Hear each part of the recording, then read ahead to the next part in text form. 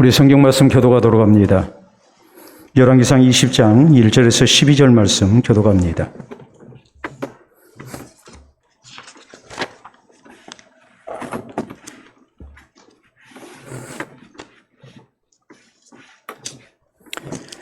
열왕기상 20장 1절에서 12절 말씀 교도갑니다.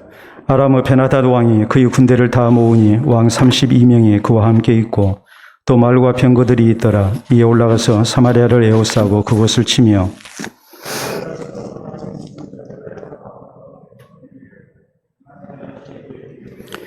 내 은금은 내 것이요 내 아내들과 내 자녀들 아름다운 자도 내 것이니라 하매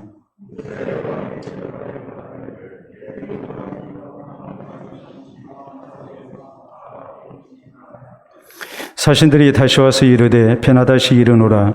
내가 이미 내게 사람을 보내어 말하기를 너는 내 은금과 아내들과 자녀들을 내게 넘기라 하였거니와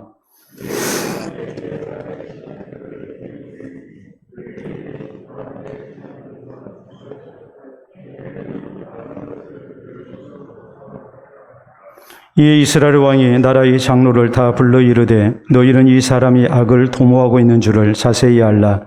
그가 내 아내들과 내 자녀들과 내 은금을 빼앗으려고 사람을 내게 보냈으나 내가 거절하지 못하였노라.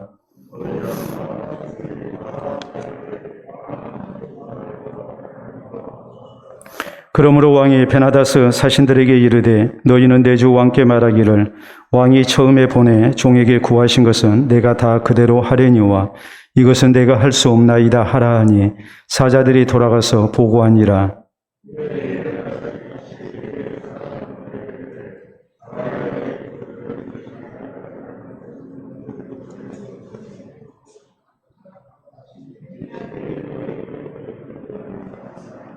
이스라엘 왕이 대답하여 이르되 갑옷 입는 자가 갑옷 벗는 자 같이 자랑하지 못할 것이라 하라 하니라.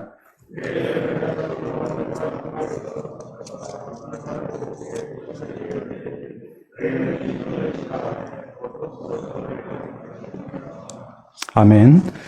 기도하고 말씀하도록 합니다. 하나님 아버지 감사합니다. 오늘도 세상 가운데서 살아왔던 우리 하나님의 은혜 속에 우리를 붙드시사 하나님의 백성으로 살게 하시고 또 피곤한 육신이 이끌고 이 시간 주의 전에 있도록 도우시니 참으로 감사합니다. 하나님께서 허락하신 말씀을 통해 우리가 위로받게 하시고 새 힘없게 하시고 또한 치유와 회복의 은총을 누리기를 원합니다. 무엇보다도 주의 말씀을 통하여 이 세대를 본받는 대신에 하나님을 따라 오직 우리의 마음을 새롭게 함으로 하나님의 의와 진리의 거룩한 말씀으로 우리가 더욱더 무장되게 하시고 하나님의 선하시고 기뻐하시고 온전하신 뜻을 분별하며 살아갈 수 있도록 인도하여 주시옵소서. 그래서 변함없이 이 세상 가운데서 하나님 기뻐하시는 사람으로 살게 하시고 또 하나님께서 붙드시고 사랑하시는 주의 권속들 되게 하여 주시옵소서. 예수님 이름으로 기도하옵나이다. 아멘. 오늘 열왕기상 강의 57번째 시간입니다. 옛말에 이런 사자성어가 있습니다. 우리 한번 화면을 보도록 합니다. 여러분 보시게 되면 종과 득과라는 말이 있습니다. 저 종자는 심을 종자입니다. 과자는 오이 과자죠. 그러니까 무슨 뜻이겠습니까? 오이를 심은 데서는 오이가 난다라는 말이죠. 또 다음에 우리가 보면은 잘하는 말이죠. 종두 득두. 이 말은 콩을 심게 되면 이제 콩을 얻는다라는 말입니다. 우리가 저렇게 사자성어로 해서 이렇게 봤습니다만은 우리가 흔하게 듣는 말은 뭐겠습니까? 콩 심은 데 콩 나고 팥 심은 데 팥 난다라는 말이죠. 세상의 모든 일이 어느 날 갑자기 되어지는 법이 아니고 원인이 있으면 결과가 있다는 인과응보에 대해서 우리에게 이제 가르치는 그런 내용입니다. 내가 심은 대로 모든 것이 거두어진다는 분명한 사실을 저렇게 이제 표현을 하고 있는 것이죠. 우리는 지난 시간에 하나님께서 엘리야에게 엘리사를 선지자로 이렇게 세우게 하시고 또 이 엘리야의 후계자가 되게 하신 일에 대해서 말씀을 살폈습니다.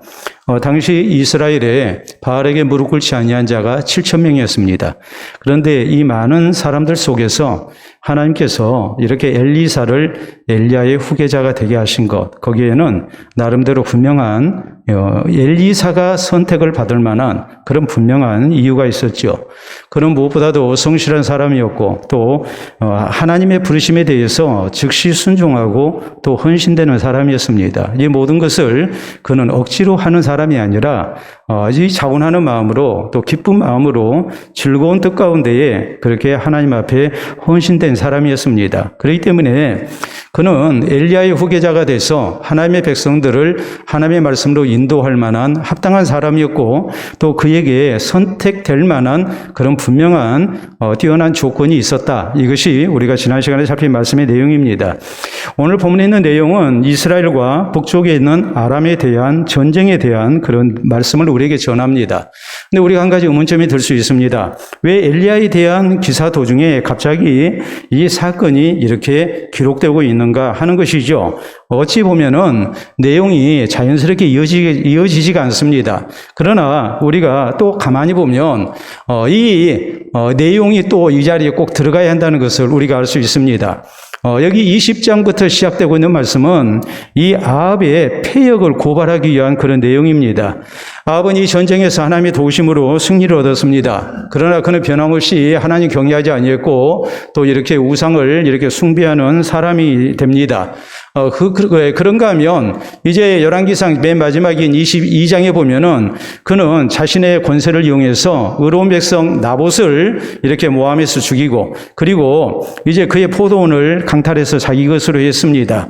그래서 그는 결국 하나님의 무서운 진노와 심판을 피할 수 없는 그런 사람이었다라는 것을 말씀을 하고 있습니다. 다시 말하자면 아합의 이 하나님의 심판, 아합에 대한 하나님의 심판은 피할 수 없는 분명한 원인이 있는 결과로 나타난 일이었다. 이것을 지금 성경을 밝히기 위해서 이렇게 아합에 대한 그런 패역함을 이렇게 고발을 하고 있는 겁니다. 자, 그렇다면 오늘 이렇게 북이스라엘과 아람과의 전쟁을 통해서 우리가 생각할 수 있는 소중한 교훈들이 뭐겠습니까? 우리는 먼저 아람 베나닷의 폭력적인 요구를 우리가 생각을 해봐야 합니다. 자, 1절에 보면 아람의 베나닷 왕이 그의 군대를 다 모으니 왕 32명이 그와 함께 있고 또 말과 병거들이 있더라. 이에 올라가서 사마리아를 에워싸고 그것을 쳤다라고 이렇게 말씀이 나오는데 여기 왕 32명 우리가 이 왕이라는 말은 이제 각 성을 지키고 있는 그런 성주를 뜻하는 말이거든요. 그러니까 32명의 성주를 동원해서 그래서 북이스라엘을 아람이 지금 공격해 왔다 이렇게 성경은 말씀합니다. 이 전쟁은 이 아람의 베나닷 왕의 침략으로 말미암아서 이제 시작된 전쟁이었다라는 것을 이렇게 말씀을 하고 있죠. 그리고 2절로 3절에 보면 이 아람 왕 베나닷은 신하를 보내서 이제 북이스라엘의 아합 왕에게 선전포고를 합니다. 자, 사자들을 성 안에 있는 이스라엘 아합 왕에게 보내 이르기를 베나닷이 그에게 이르되 내 은금은 내 것이요 내 아내들과 내 자녀들의 아름다운 자도 내 것이니라 하매 그랬습니다. 그러니까 아합이 이제 뭐라고 말을 합니까? 거기 4절에 보면 이스라엘의 왕이 대답하여 말하기를 내 주 왕이여 왕의 말씀같이 나와 내 것은 다 왕의 것이니다 하였더니 그랬어요. 아합이 어떻게든 이 아람과 대적할 때에 자신들이 열세라는 것을 인정을 하고 그리고 이런 전쟁을 또 무서운 살상을 피하기 위해서 이제 베나닷의 이런 비유를 이제 맞춰주는 겁니다. 우리가 당신을 섬기겠습니다. 당신 요구대로 하겠습니다. 이렇게 이제 머리를 숙이고 이렇게 화친을 이렇게 요청을 하는 것이죠. 그런데 5절로 6절에 보면 베나닷은 여전히 이제 강탈의 의사를 나타냅니다. 사신들이 다시 와서 이르되 베나닷이 이르노라 내가 이미 내게 사람을 보내어 말하기를 너는 내 은금과 아내들과 자녀들을 내게 넘기라 하였거니와 내일 이맘때에 내가 내 신하들을 내게 보내리니 그들이 내 집과 내 신하들의 집을 수색하여 내 눈이 기뻐하는 것을 그들의 손으로 잡아 가져가리라 한지라 그랬어요. 자, 지금 베나닷이 요구한 것은 크게 두 가지였어요. 나라에 있는 은금, 보물들을 먼저 요구했습니다. 그 다음에 다음으로 요구했던 것은 베나다스는 이 아합 왕의 아내들 그리고 자녀들을 요구를 했습니다. 근데 이 아합 왕이 베나다스의 요구에 대해서 선선히 이렇게 들어줄 것처럼 얘기를 했습니다. 왜냐하면 지금 달래야 하잖아요. 맞서 싸우는 대신에 어떻게 외교적으로 이 문제를 풀어볼까 하고, 그리고 이제 베나다스의 요구를 다 들어줄 것처럼, 알겠습니다, 우리가 당신을 섬기겠습니다 하면서 이렇게 했단 말이에요. 그랬는데 베나다시 아주 노골적으로 이제 처음에 요구 그대로 내일 이맘때까지 다 넘기도록 해라, 안 그러면 내가 공격을 하겠다, 이렇게 아주 노골적인 그런 이제 협박을 이렇게 하는 거예요. 결국 이 전쟁에서 베나닷은 이제 패하고 맙니다. 다시 말하자면 지금 베나닷이라는 사람은 어떻게 됐느냐 했을 때에 그는 이 침략을 일삼는 사람이었고, 그리고 평화를 모르는 사람이었어요. 그리고 그것이 결국 그로 하여금 패망의 길로 인도했단 말이에요. 그렇기 때문에 우리 성도가 명심을 해야 할 일은 뭐냐면, 우리는 하나님의 백성으로서 온유한 자가 돼야 되고, 또 싸움보다는 평화를 추구하는, 화평을 추구하는 하나님의 백성이 돼야 한다는 사실이에요. 먼저 싸우는 자가 지게 돼 있다는 그 분명한 하나님의 원칙을 우리가 잊어서는 안 된다는 말이에요. 여러분, 우리가 성경에 보면 창세기 26장에 그런 내용이 나오죠. 이삭이 블레셋 사람들 땅에서 농사해서 하나님의 복 주심으로 크게 이렇게 부자가 됐습니다. 성경은 말씀하기를 그가 마침내 거부가 됐다, 이렇게 성경은 말씀을 하죠. 이것을 원주민인 블레셋 사람들이 견디지를 못합니다. 배가 아프죠. 그래서 이제 이삭에게 자꾸 시비를 걸죠. 생명과도 같은 우물을 이렇게 메워버리고 빼앗아 버리고, 이런 상황 속에서 이삭이 이제 자꾸 양보를 합니다.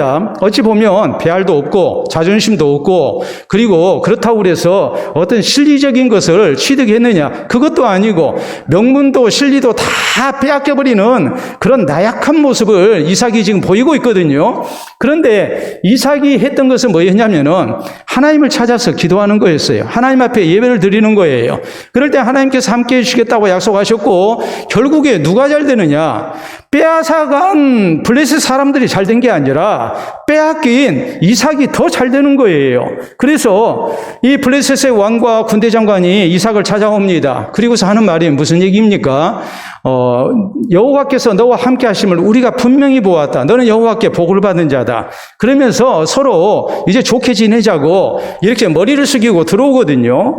여러분, 싸움을 걸어오는 사람이, 빼앗은 사람이 잘 되는 게 아니라 오히려 온유한 사람이, 또 양보한 사람이, 그리고 평화를 추구한 사람이 더 잘 되고 있는 분명한 것을 우리에게 보여주고 있단 말이에요. 여러분, 모세는 또 어떻게 했습니까?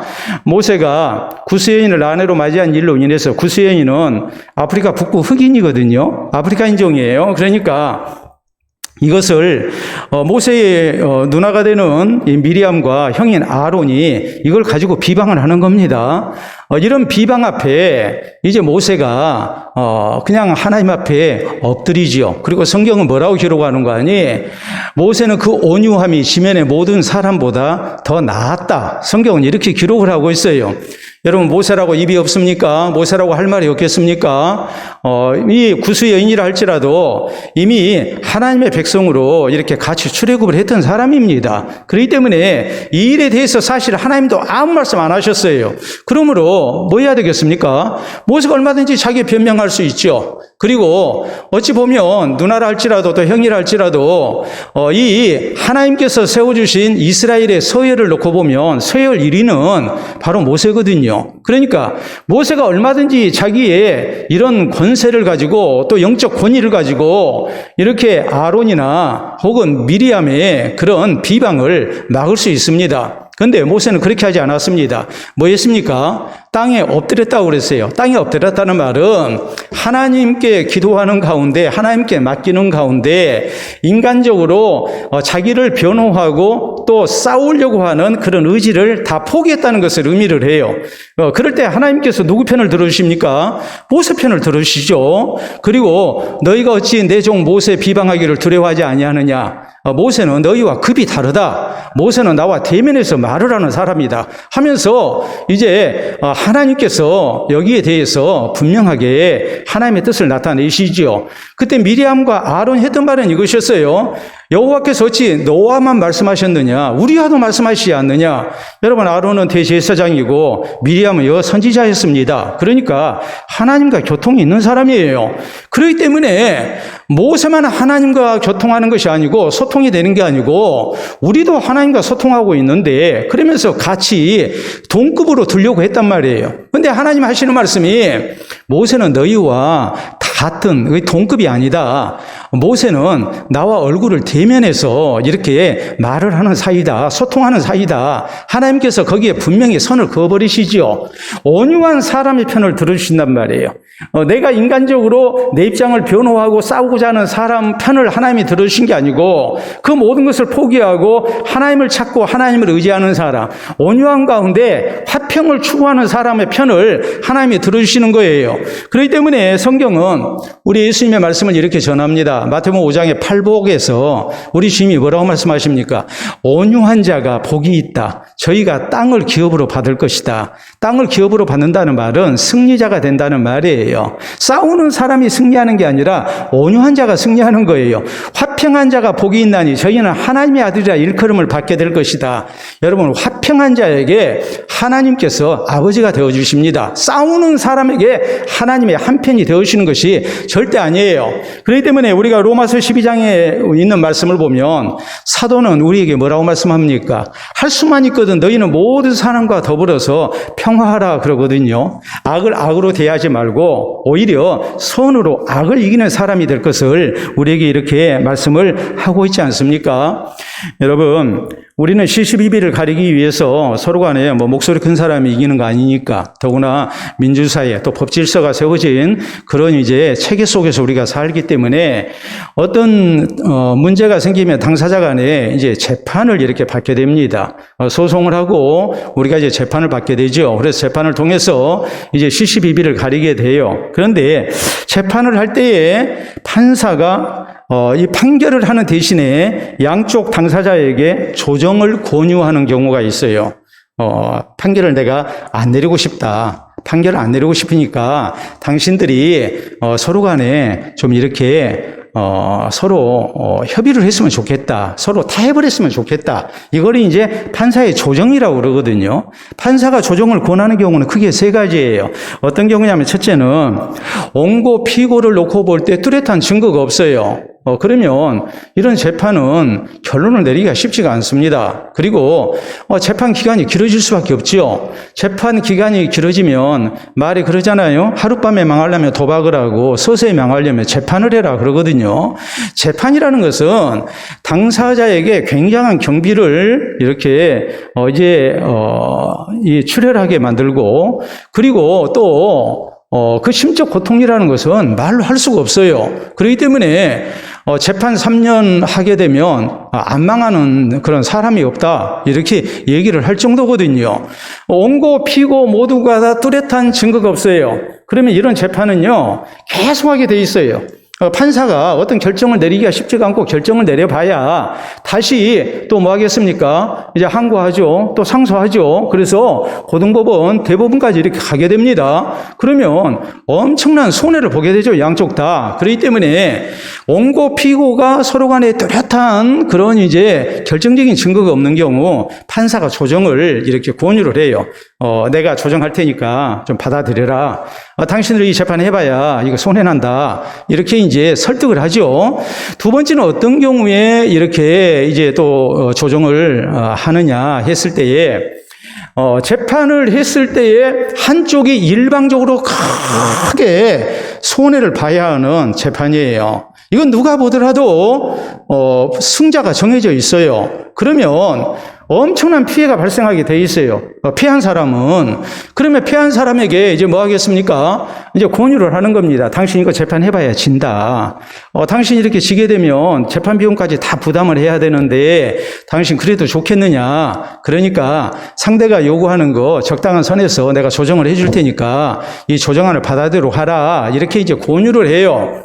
싸워봐야 당신한테 승산도 없고 당신은 엄청난 그런 이제 보상을 해야 하는 입장이 된다. 그렇기 때문에 이건 재판 더 해봐야 안 된다 하면서 이렇게 이제 조정을 이렇게 이제 권유를 하는 겁니다. 세 번째는 어떤 경우냐 했을 때에 사건의 진상을 밝히는데 재판이 아주 길게 갈 것 같아요. 예?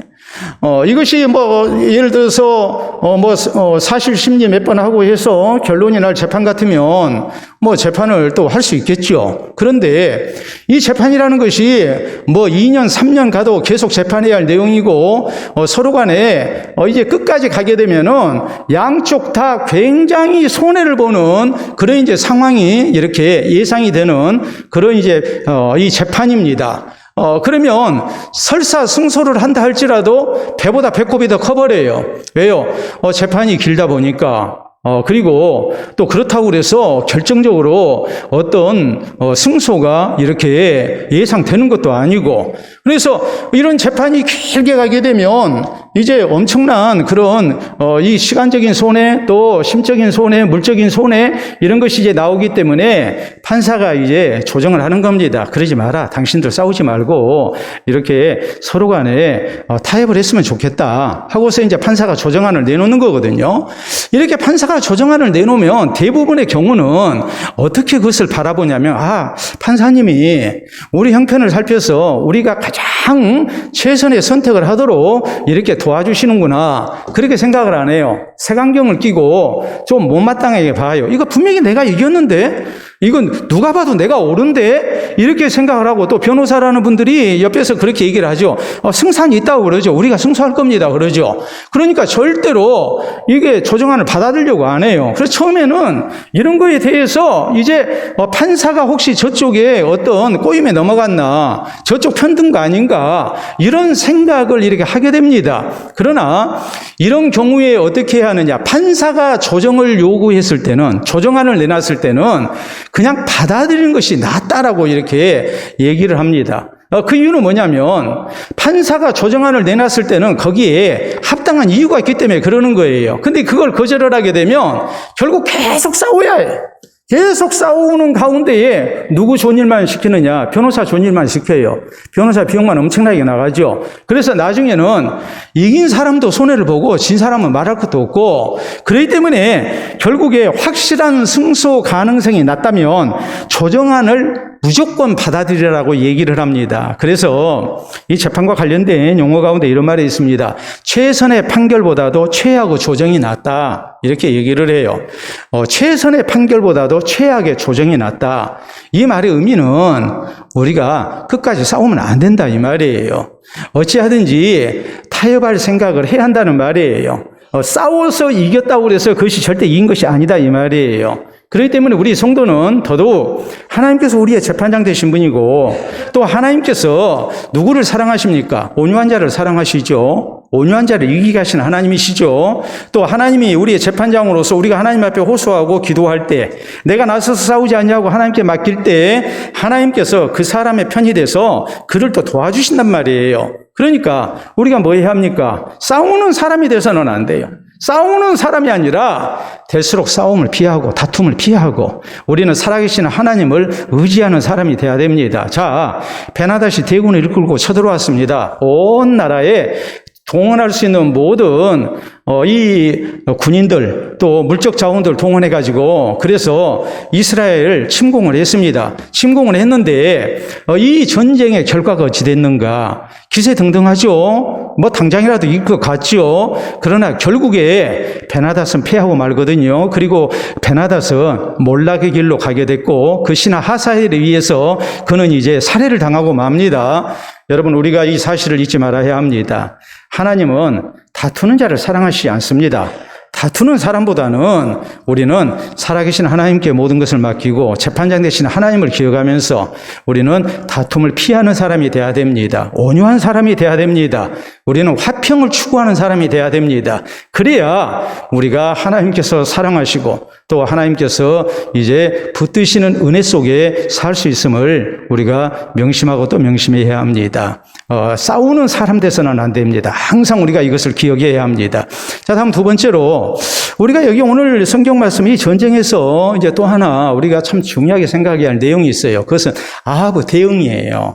아하브의 대응이 너무나도 불신앙적이었어요. 자, 우리가 4절에 보면 아합은 베나다스 요구에 대해서 이스라엘 왕이 대답하여 말하기를 내 주 왕이여 왕의 말씀같이 나와 내 것은 다 왕의 것이니이다 하였더니 베나다스를 향해서 내 주 왕이여 그러거든요. 말 그대로 아합이 이제 자신을 최대한 낮춘 겁니다. 낮추면서 베나다스의 그런 이제 비위를 이렇게 이제 맞추려고 하는 거예요. 그런데 거기 이 베나다시 요지부동이에요. 그래서 이제 5절 이하에 사신들이 다시 와서 이르되 베나다시 이르노라 내가 이미 내게 사람을 보내어 말하기를 너는 내 은금과 아내들과 자녀들을 내게 넘기라 하였거니와 내일 이맘때에 내가 내 신하들을 내게 보내리니 그들이 내 집과 내 신하들의 집을 수색하여 내 눈이 기뻐하는 것을 그들의 손으로 잡아 가져가리라 한지라. 자, 7절 이에 이스라엘 왕이 나라의 장로를 다 불러 이르되 너희는 이 사람이 악을 도모하고 있는 줄을 자세히 알라. 그가 내 아내들과 내 자녀들과 내 은금을 빼앗으려고 사람을 내게 보냈으나 내가 거절하지 못하였노라. 8절에 모든 장로와 백성들이 다 왕께 아뢰되 왕은 듣지도 말고 허락하지도 마옵소서 한지라 그랬어요. 자, 지금 베나다시 요지부동입니다. 이 베나다스의 비위를 맞추기 위해서 내 주 왕이여 하면서 이렇게 한껏 자기를 낮추고 그래서 이제 베나다시 이제 자기가 가져갈 것 완전히 이스라엘을 거덜내는 것이 아니라 은금이나 이렇게 가져가고 조공이나 바치게 하고 이제 그런 요구로 이제 만족을 하고 철군을 할 거라고 생각을 했단 말이에요. 그래서 상대방의 비위를 맞추기 위해서 일국의 왕이 납작 엎드려 가지고 베나다스에게 내 주 왕이여 하면서 이렇게 이제 최대한 존대를 하고 그리고 이제 그 요구를 들어줄 것처럼 이렇게 얘기를 했잖아요. 그런데 상대가 요구하는 것이 원래 자기가 제안한 대로 모든 것을 가져가겠다고 그리고 이제 시한부 통첩을 한 거예요. 내일 이맘때 내가 신하를 보내서 내가 가져가겠다. 그러니까 이제 큰일 났잖아요. 그러니까 아합왕이 이거 안 되겠다 싶어가지고 신하들을 모았습니다. 그리고서 이제 이 베나다스의 이제 사신과 얘기한 상대방의 그런 이제 의중을 조건을 이렇게 이제 얘기를 했어요. 그랬더니 신하들이 하는 얘기가 절대 그래서는 안 됩니다. 백성들과 더불어서 다 반대를 하는 거예요. 그러니까 아합이 지금 어떤 생각을 갖겠습니까? 백성들이 신하들이 나를 중심으로 해서 이렇게 똘똘 뭉쳐가지고 이제 결사항전을 하겠구나. 여러분 전쟁을 하는데 왕을 중심으로 해서 모든 신하들과 백성들이 이렇게 한 마음으로 단결한 것이 얼마나 중요하겠습니까? 그런 정신력 이것은 분명히 전쟁의 승리에 있어서 중요한 요소죠. 그렇기 때문에 아합이 어떤 의미로 보자면 이제 자존심을 회복을 한 거예요. 그래서 계속 우리가 이어지는 말씀을 보면 자 8절부터 또 다시 봅니다. 모든 장로와 백성들이 다 왕께 아뢰되 왕은 듣지도 말고 허락하지도 마옵소서 한지라. 9절 그러므로 왕이 베나다스 사신들에게 이르되 너희는 내 주 왕께 말하기를 왕이 처음에 보내 종에게 구하신 것은 내가 다 그대로 하려니와 이것은 내가 할 수 없나이다 하라 하니 사자들이 돌아가서 보고하니라 그랬거든요. 자 처음 요구사항만 내가 들어주겠다. 이제 그렇게 다시 타협안을 이렇게 이제 내세웠어요. 자, 그러면 여기서 보면 지금 아합이 베나다스의 비위를 맞추고 또 저가 이렇게 공격을 멈추도록 하기 위해서 어찌 보면 외교적인 수사를 사용하면서 최대한으로 자기를 겸손히 낮추고 또 백성들의 여론을 수집하고 또 이렇게 일심단결한 그런 모습으로 결사항전에 그런 의지도 다지고 해서 왕으로서 할 수 있는 최선은 다한 것 같아요. 여러분 전쟁이 일어난다면 당연히 그래야 하지 않겠습니까? 어떻게 하는 것이 우리에게 실리가 될 것인가? 명분을 좀 잃더라도 우리가 좀 잃지 않는 길이 우리가 많은 것을 빼앗기지 않는 길이 어디 있을까? 이것도 우리가 생각을 해야 되겠고 또 처음부터 그냥 베나다스과 이렇게 맞서서 싸우려고 하다가 또 공격을 당하고 그러면 안 되니까 변함없이 내 주 왕이여 하면서 이렇게 낮추고 또 한편으로는 신하들과 백성들 여론을 수집해가지고 모두가 다 결사항전에 그런 의지를 다지면서 이렇게 이제 모두가 다 하나된 마음으로 이제 각오를 하고 대비를 하고 있는 것, 이런 모든 것을 보면은 아합이 참 잘한 것 같아요. 아합이 할 수 있는 최선을 다한 것 같아요. 그런데 오늘 성경이 이 아람과 이 북이스라엘의 전쟁, 베나닥과 아합과의 전쟁을 통해서 우리에게 보여주는 것은 뭐냐면, 맨 처음에 말씀을 드렸듯이 모든 것은 아합이 심은 대로 거두게 되어 있다는 사실을 지금 말씀을 하고자 하는 거거든요. 왜 아합이 하나님의 심판 가운데 죽어야만 했는가? 열왕기상은 아합의 죽음으로 끝납니다. 그렇기 때문에 왜 아합이 죽어야만 했는가? 아합이 죽어야만 했던 이유는 그가 군사력의 열세도 아니었고, 또 그가 전략의 실패도 아니었고, 또 백성들이 왕과 하나 되지 못한 것도 아니었고, 또 외교술이 이제 뛰어나지 못해서 실패를 한 것도 아니고, 성경이 말씀하고 있는 것은 뭐냐면 결정적으로 아합의 불신앙을 지금 지적을 하고 있는 거예요. 여러분, 우리가 아합이 베나닷의 요구에 대해서 대응하고 있는 내용들을 우리가 쭉 볼 때에 아합은 하나님을 전혀 의지하지 않았어요. 이런 상황이 되면 뭐 해야 되겠습니까? 선지자를 불러야죠. 제사장을 불러야죠. 그리고 또 백성들과 더불어서 성전에서 하나님 앞에 예배드리며 하나님의 은혜를 구해야 되겠죠. 그런데 하나님은 한 번도 안 찾아요. 이것이 아합이 멸망을 당해야 하는, 하나님 앞에 심판을 받아야 할 아주 중요한 요인이 됐단 말이에요. 여러분, 우리가 어려운 일을 만나면 얼마든지 사람으로서 최선을 다하는 거 필요합니다. 당연히 그렇게 해야죠. 우리가 하늘만 쳐다보고 하나님만 찾아서는 안 됩니다. 우리가 할 수 있는 최선을 다하는 가운데 우리가 하나님을 찾아야 그것이 올바른 일이에요. 그런데 또 한편으로 우리가 생각할 때 사람의 최선만 다하고 우리가 하나님을 전혀 찾지 아니한다면 이것 또한 하나님 앞에 큰 불신앙이고 또 하나님이 도와줄 수 없는 모습이라는 것도 우리가 기억을 해야 합니다. 자, 히스기야 시대에 아수르가 쳐들어왔습니다. 아수르는 아람과 비교가 되지 않는 대제국입니다. 인류 역사 가운데 가장 먼저 첫 번째 출현한 제국이 바로 아수르예요. 제국이라 하면 여러 나라를 통일해서 하나로 만들었다는 말이거든요. 여러 민족과 여러 나라를 통합을 한 것을 제국이라고 얘기를 해요. 그렇기 때문에 아수르 제국이 인류 역사에서 제일 먼저 나타난 제국이에요.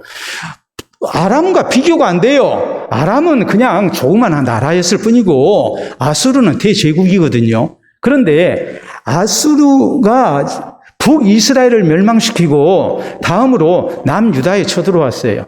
이런 아수르의 공격 앞에 히스기야가 했던 일이 무엇입니까?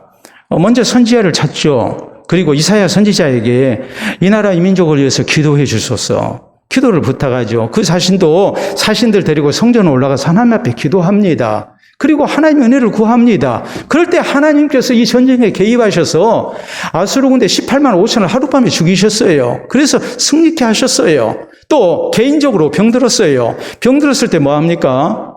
히스기야 왕은 의원을 찾는 대신에 하나님 앞에 눈물로 기도합니다. 얼굴을 벽으로 향하고 하나님 앞에 간절히 눈물로 호소합니다. 그럴 때 하나님께서 히스기야의 병을 낫게 하셨고 15년을 더 살게 하셨어요. 반면에 아사왕을 생각해 보세요. 아사왕은 아람이 쳐들어왔을 때 그는 하나님을 찾는 대신에 강대국을 의지합니다. 북이스라엘이 쳐들어왔을 때 아람에게 뇌물을 줘가지고 아람 군대를 끌어들입니다. 북이스라엘의 왕 바사가 이렇게 쳐들어왔습니다. 그러니까 아람 왕에게 뇌물을 줘서 북이스라엘의 북쪽에 이제 아람이 있잖아요. 그러니까 아람 군대가 북이스라엘에 배후를 쳐주십시오 해서 아람 군대가 뇌물을 받고 이제 북이스라엘을 공격을 합니다. 그러니까 북이스라엘 바사 왕이 이렇게 남쪽 남유다를 쳐들어왔다가 자기 나라 북쪽에서 지금 적들이 쳐들어왔다고 그러니까 남유다를 더 이상 공격할 수 없잖아요. 그래서 결국 그는 뭐합니까? 군대를 철군시켜요. 그리고 아람과 이제 대적하기 위해서 이렇게 유다를 떠나게 돼요. 떠나면서 이렇게 남유다를 공격하려고 이렇게 했던 여러 전쟁 물자들 이제 급하게 가느라고 다 놔두고 갔죠. 그래서 수직 계산을 해보니까 이 아람에게 갖다 줬던 그런 보물, 뇌물보다도 이렇게 북이스라엘 군들이 철군하면서 두고 간 전쟁 물자가 훨씬 더 많은 결과를 얻었어요. 그러니까 남는 장사했죠. 근데 하나님께서 선지자를 시켜서 이제 이 아사왕을 꾸짖습니다. 뭐라고 꾸짖습니까? 우리가 역대하 16장 9절에 보면 여호와께서는 온 땅을 두루 감찰하사 전심으로 자기를 찾는 자를 향하여 능력을 베푸시나니 이 일은 왕이 망령되 행하였습니다. 이제 왕이 사는 날 동안 전쟁이 그치지 않을 겁니다. 여러분, 하나님을 찾는 대신에 강대국을 의지하니까 여기에 대한 하나님의 무서운 진노가, 심판이 임하게 될 거라고 말씀합니다. 자, 아합왕이 발에 병이 들었습니다. 병이 들었는데 성경은 뭐라고 말씀하는 거 아니? 아합이 여호와를 찾지 않고 의원들을 찾았다 그랬어요. 결과가 어찌 됩니까? 그는 그 병으로 죽었어요.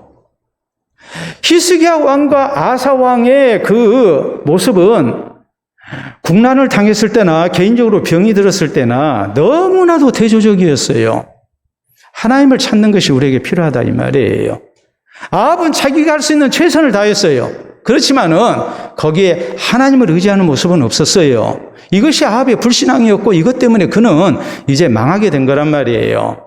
오늘 성경은 그걸 지금 강조하고 있는 거예요. 아합이 왜 망해야 하는가? 아합이 왜 하나님의 심판을 피할 수 없었는가? 그는 철저한 불신앙자였다. 이걸 지금 말씀을 하고 있는 겁니다. 자, 우리가 한번 사진 하나 보도록 하겠습니다. 여러분 사진을 보시게 되면 기분이 저기압일 땐 고기압으로 와라. 기분이 저기압이면 어디 앞으로 가요? 고기 앞으로, 고기압. 고기압이라고. 이제 재미있는 이제 얘기인데, 여러분, 우리 성도가 환난을 만나면 어떻게 해야 되겠습니까? 당연히 하나님을 찾아야죠. 성경은 시편 50편 15절에 우리에게 이렇게 말씀합니다. 환난 날에 나를 부르라. 내가 너를 건지리니 내가 나를 영화롭게 하리로다 그랬거든요. 우리 하나님의 요구가 환난 날에는 하나님을 찾으라는 거예요. 그러면 하나님께서 건져주실 것이고 네가 하나님을 찬송하게 될 것이다. 네가 나를 영화롭게 할 것이다. 이렇게 하나님이 약속하십니다.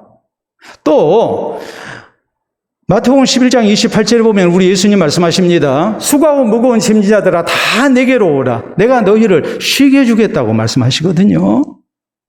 오늘 내가 만난 여러 가지 문제 속에서 우리가 아합왕처럼 자꾸 인간적인 수단, 방법, 또 노력, 최선만 다하는 사람이 돼서는 안 돼요. 우리는 우리 삶의 주인 되시는 하나님을 기억하고 우리가 하나님을 찾는 성도가 되어야 돼요. 하나님을 향한 신앙으로 우리가 모든 걸 하나님 앞에 맡기며 또 사람이 할 수 있는 최선을 다하는 이런 모습을 우리가 가져야 해요. 그럴 때 하나님께서 그와 함께 하시고 또 하나님의 구원을 나타내시고 또 우리로 하여금 하나님의 영광을 찬미케 하는 입술되게 하신다는 것을 우리가 기억할 수 있기를 바랍니다. 자, 우리가 또 하나 생각해야 할 것은 뭐냐면 이제 아합이 이렇게 대응을 했을 때에 여기에 대해서 베나닷의 반응이에요. 자, 그게 10절 이하에 있는 말씀이에요. 자, 우리가 10절 이하 말씀 보도록 합니다. 그때 베나닷이 다시 그에게 사람을 보내어 이르되 사마리아에 부스러진 것이 나를 따르는 백성은 무리의 손에 채우기에 족할 것 같으면 신들이 내게 벌이에 벌을 내림이 마땅하니라 하며 이스라엘 왕이 대답하여 이르되 갑옷 입는 자가 갑옷 벗는 자 같이 자랑하지 못할 것이라 하라 하니라. 그때 베나닷이 왕들과 장막에서 마시다가 이 말을 듣고 그의 신하들에게 이르되 너희는 진영을 치라 하며 그 성읍을 향하여 진영을 치니라. 자, 여기 있는 말씀을 보면요. 베나닷은 내가 이렇게 군대를 동원해서 공격을 하면서 위협을 하면 당연히 아합이 항복할 거라고 생각을 했어요. 그런데 반응이 의외로 결사항전적으로 결론이 내려진 것 같은 그런 얘기를 들은 겁니다.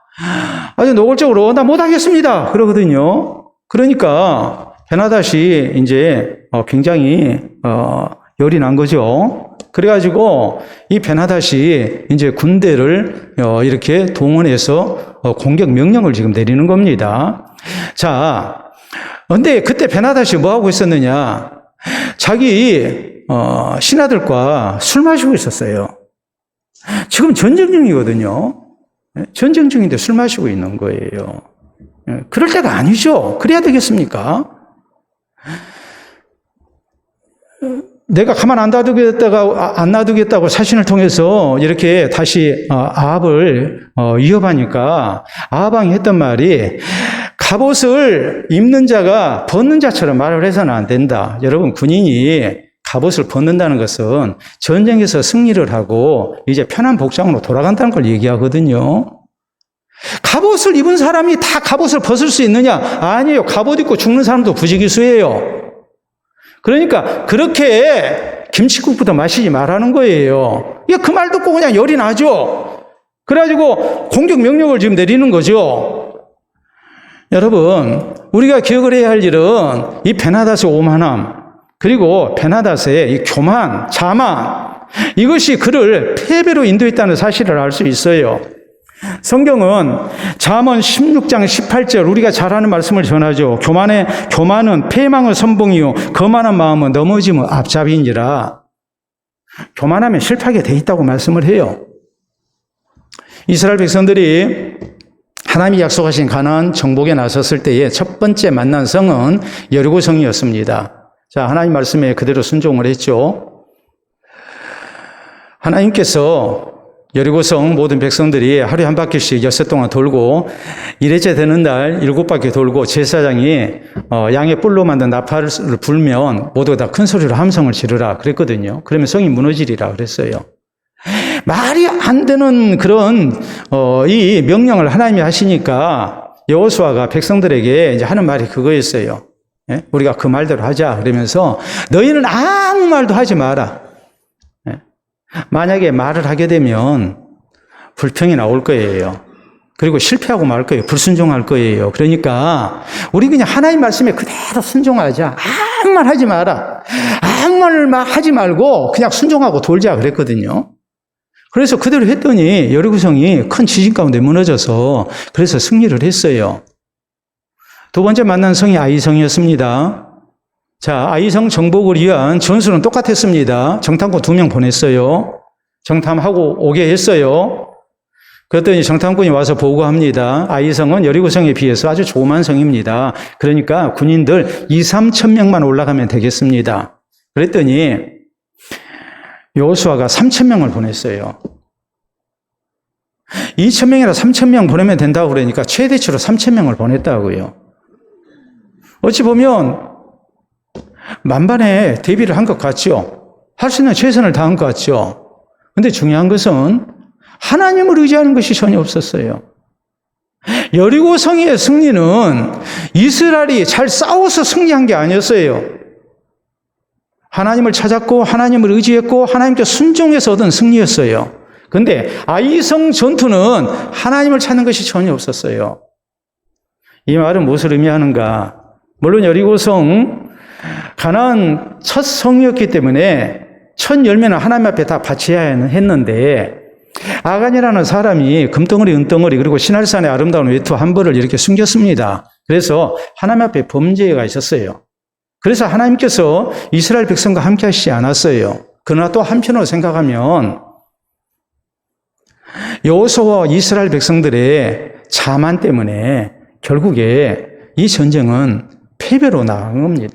패배로 끝난 겁니다. 그 다음에는 뭐합니까? 첫 번 실패하고 나니까 36명 전사자가 생기고 나니까 그때 하나님을 찾죠. 그리고 하나님 말씀대로 또 순종하죠. 그랬을 때 이제 승리를 얻는 거 아니겠습니까? 우리 예수님께서 제자들에게 자신이 십자가 지시고 죽을 일에 대해서 말씀하십니다.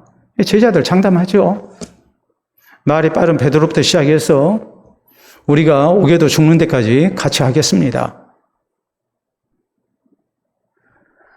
예수님이 경고하십니다. 오늘 밤 다 울기 전에 네가 3번 나를 부인하게 될 것이다. 그런데 예수님 십자가 지실 일을 두고 겟세마네 동산에서 제자들 데리고 가서 기도하십니다. 근데 제자들 기도 안 하죠. 졸며 잡니다. 예수님이 저희 깨우시죠. 시험에 들지 않게 유혹에 들지 않게 너희가 깨어있어 기도해야 한다. 해도 뭐합니까? 깨어나도 또 자요. 말만 앞섰지 하나님을 의지하는 겸손함은 전혀 없었어요. 일종의 자만이에요. 내가 마음먹은 대로 다 할 수 있다. 천만의 말씀입니다. 살아계신 하나님 의지하고 하나님의 은혜를 구하지 않는 사람이 어떻게 승리할 수 있겠습니까? 하나님이 그 사람에게 승리를 주시겠습니까? 우리가 운동 경기에서 그런 경우를 많이 봐요. 일방적으로 이기는 경기예요. 그래서 정말 이제 얼마 안 남았어요. 근데 자만에 빠지다가 대역전극을 당하는 그런 경우도, 역전패를 당하는 경우도 많이 있죠. 역사 가운데 인류의 아주 참혹한 그런 재앙이 됐던 제2차 세계대전 때 있었던 일입니다. 히틀러가 서부전선에서 큰 승리를 거뒀어요. 아주 파죽지세로 독일군의 정격 작전에 의해서 프랑스가 함락되고 룩셈부르크랄지 벨기에랄지 그런 나라는 일찌감치 이렇게 함락이 됐고, 해서 히틀러가 동부전선 폴란드 쪽도 다 이렇게 점령을 하고 했는데, 그때 히틀러가 1939년에 서부전선 쪽에 이제 전쟁을 일으켜가지고, 그래서 이렇게 유럽 서쪽을 이렇게 다 정복을 합니다. 근데 그때 히틀러가 전쟁을 하면서 소련하고 불가침 조약을 맺었어요. 히틀러가 생각할 때에 두 개의 전선을 유지하고 있으면 불리하다고 생각을 한 거예요. 그러니까 서부전선에 집중하기 위해서 군대를 서부전선으로 보내가지고 아주 초토화시켰어요. 그러다가 이제 자만에 빠진 거예요. 2년 후인 1941년 불가침 조약을 깨뜨리고 히틀러는 소련으로 이렇게 공격에 들어갑니다. 그런데 혹독한 겨울 추위를 맞이했고 결국 독일은 패퇴를 하고 말았어요. 그리고 결국 패망을 합니다, 독일은. 근데 여기서 우리가 알아야 할 일은 군사학자들이 이런 결론을 내립니다. 만약 히틀러가 서부전선에서 완전한 승리를 거두고 동부전선, 소련을 공격을 했다면 세계 역사는 바뀌었을 거라고 얘기를 해요. 히틀러가 이겼을 거라고 얘기를 해요. 히틀러가 패배한 것은 군사력의 열세도 아니었고 혹독한 겨울 추위도 아니었어요. 그의 자만 때문이었어요. 원래 계획대로 서부전선 쪽에서 완전한 승리를 거두고 동부전선, 소련을 침공했다면 분명히 이겼을 거라고 그래요. 그런데 서부전선에서 한 90% 정도 승리를 거두니까 이제는 소련을 침공해야 되겠다. 그 자만이 결국 독일을 패망으로 이렇게 이끌어버렸어요. 자만이라는 것이 얼마나 무서운 것인가를 알아야 해요. 여러분, 우리가 살고 있는 것은 다 하나님 은혜예요. 내가 열심히 노력한 것도 있고 하지만 이런 모든 내 노력에 하나님의 응답이 있었고 하나님의 도우심이 있었기 때문에 우리가 지금 있는 겁니다. 그걸 생각하고 우리는 변함없이 하나님 의지하고 겸손한 가운데 우리는 하나님을 찾는 성도가 돼야 돼요. 그래야만이 우리에게 하나님이 같이 하시고 또 우리를 도우시고 또 우리로 하여금 하나님의 도움과 구원을 체험하는 은총을 누리게 하십니다. 항상 하나님 앞에 또 사람 앞에 겸손하기를 힘쓰는 성도가 되어야 됩니다. 우리가 잘 아는 복음성가 가운데 당신은 사랑받기 위해 태어난 사람이라는 그런 곡이 있습니다. 우리가 잘 알죠. 이건 교회 안에서만 불려지는 것이 아니고 결혼식장에 가면 혹은 친구 생일 축하하면서 이런 노래 많이 부르죠. 당신은 사랑받기 위해 태어난 사람. 하나님이 우리를 얼마나 사랑하시는가. 그걸 고백하고 노래하거든요. 그리고 우리는 또 위안을 삼고 우리는 또 힘을 얻습니다. 근데 우리가 기억해야 합니다. 하나님의 사랑은 두 가지예요. 하나는 구원의 은총이에요.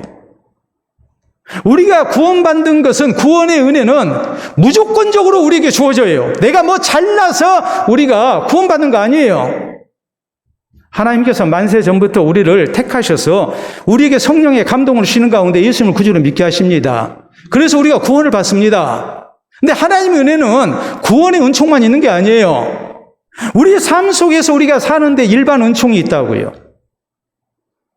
하나님이 사랑하시고 하나님이 귀히 쓰시는 사람 그 은총은 무조건적이 아니에요. 이건 조건적이에요. 하나님이 사랑하실 만한 사람을 사랑해요. 하나님이 도와주실 만한 사람을 도와주세요. 하나님이 붙들고 쓰실 만한 사람을 하나님이 붙들고 쓰세요. 구원의 은총은 분명히 무조건적이지만 나머지 일반 은총, 우리가 하나님께서 우리 가운데 베푸시는 은혜, 또 살아계신 하나님을 체험하는 은혜, 또 우리의 기도가 응답되는 것, 혹은 하나님 앞에 존귀한 자로 쓰임받는 것, 이런 모든 것은 다 조건적이에요. 하나님이 사랑하실 만한 모습이 있어야 해요. 오늘 성경 말씀을 볼 때 우리가 하나님 앞에 사랑받을 만한 모습이 무엇일까요? 우리는 아람의 베나닥과 그리고 북이스라엘의 아방과의 전쟁을 통해서 이 두 사람을 놓고 우리는 귀한 교훈을 얻어야 합니다. 온유한 사람, 그리고 평화를 사랑하는 사람을, 화평하기를 힘쓰는 사람을 하나님이 사랑하십니다. 그를 붙들고 귀하게 쓰십니다. 또 어떤 사람을 하나님이 붙들고 귀하게 쓰실까요? 하나님을 찾는 사람, 모든 일에 하나님의 은혜를 구하는 사람, 그리고 내가 잘 됐을 때 자만에 빠지지 않고 겸손함으로 하나님을 찬양하며 하나님을 변함없이 의지하는 사람, 그 사람을 하나님이 사랑하시고 그 사람을 들어서 하나님이 아름다운 역사를 이루십니다. 우리가 오늘 이 주신 말씀을 생각하면서 하나님이 정말 사랑하실 만한 사람, 하나님께서 은혜를 베푸실 만한 사람, 또 하나님께서 붙들고 귀하게 쓰시는 사람 되기를 우리가 더욱더 믿음 안에서 아름다운 모습으로 준비하고 또 믿음으로 사는 우리 모두가 될 수 있기를 바랍니다. 기도합니다. 오늘 나 자신을 보면서 내가 하나님이라면 나는 하나님이 사랑하실 만한 사람일까? 내 신앙생활의 모습은 정말 하나님께서 남달리 사랑하실 만한 모습일까? 나는 온유와 화평을 사랑하는 사람인지, 모든 일에 하나님을 구하고 기도에 힘쓰는 사람인지, 또 늘 겸손함으로 살아계신 하나님을 바라고 하나님 의지하는 사람인지 우리 자신을 다시 한번 돌아보면서 하나님 앞에 사랑받을 만한 그런 모습의 신앙생활을 할 것을 우리 다짐합시다.